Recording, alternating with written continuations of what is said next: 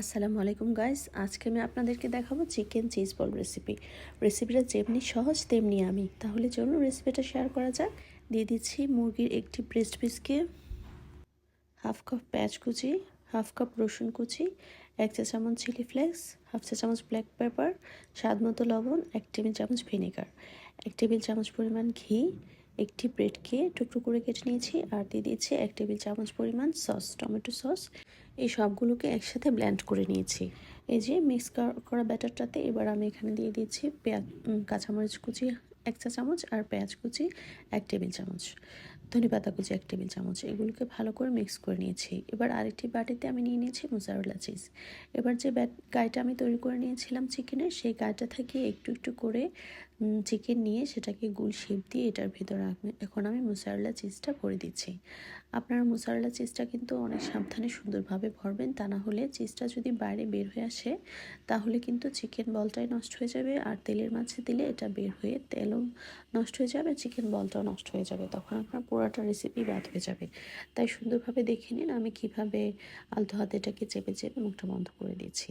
এভাবে সুন্দর করে হাতের মাঝে ঘুরিয়ে ঘুরিয়ে আমি প্রত্যেকটা চিকেন বলকে এখানে বানিয়ে নিয়েছি। এই যে দেখুন আমার প্রত্যেকটা চিকেন বল বানিয়ে নেওয়া হয়ে গিয়েছে। এবার এগুলোকে কোট করে নেব। সেজন্য একটি বাটিতে আমি নিয়ে নিয়েছি ডিম, তাতে দিয়েছি অল্প একটু লবণ আর হাফ চা চামচ চিলি ফ্লেক্স, ভালো করে ফেটিয়ে মিশিয়ে নিয়েছি। এবার দিয়ে দিয়েছি ব্রেড ক্রাম্বস, একটি বাটিতে ব্রেড ক্রাম্বস নিয়েছি, আর একটি বাটিতে নিয়ে নিয়েছি কর্নফ্লাওয়ার 1.5 টেবিল চামচ। এবার যে চিকেনের বলগুলি আমি তৈরি করে রেখেছিলাম সেগুলোকে একটি একটি করে কর্নফ্লাওয়ারে আমি প্রথমে গুঁড়িয়ে নিচ্ছি, কোট করে নিচ্ছি। তারপর কর্নফ্লাওয়ার থেকে উঠিয়ে দিয়ে দিচ্ছি ডিমের মিশ্রণের মাঝে। ডিমের মিশ্রণে ভালো করে এটাকে চুবিয়ে উল্টে পাল্টে নিচ্ছি, তাহলে বাইন্ডিংটা ভালো আসবে। ডিমটা অবশ্যই আপনারা এখানে ইউজ করবেন, স্কিপ করা যাবে না। এরপর দিয়ে দিচ্ছি ব্রেড ক্রামের মাঝে। ব্রেড ক্রামটিকে দিয়ে এবার চিকেন বলটাকে আমি উল্টে পাল্টে ব্রেড ক্রামের মাঝে ভালো করে কোট করে নেব। সব দিকে ভালো করে সুন্দরভাবে কোট করে নিতে হবে, তাহলে চিকেনটা দেখতে লোভনীয় হবে।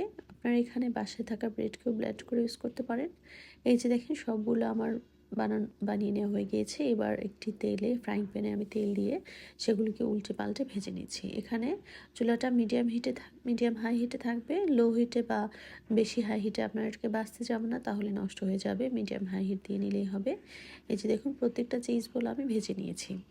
দেখুন আমার চিজ বলটা কতটা লোভনীয় আর পারফেক্ট হয়েছে।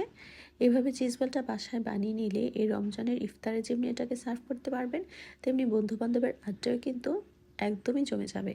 একটি চিজ বলকে আমি ভেঙে দেখিয়ে দিচ্ছি। এই যে দেখুন ভেতরের চিজটা কতটাই আমি আর পারফেক্ট হয়েছে। দেখে নিশ্চয়ই খাওয়ার লোভ হচ্ছে। আমার ছেলেকে বানিয়ে দিয়েছিলাম, সে কিন্তু খেয়ে মহা খুশি হয়েছে। দেখতে পাচ্ছেন কতটা লোভনীয় হয়েছে। টমেটো সস আর মেয়োনিজ দিয়ে এই সসটা আপনারা বাসায় সহজে বানিয়ে নিতে পারবেন। তাহলে রেসিপিটা ফলো করে অবশ্যই কমেন্ট করবেন আর আমার চ্যানেলটাকে সাবস্ক্রাইব করে দিবেন। তাহলে আজ এই পর্যন্তই। আল্লাহ হাফেজ সবাইকে।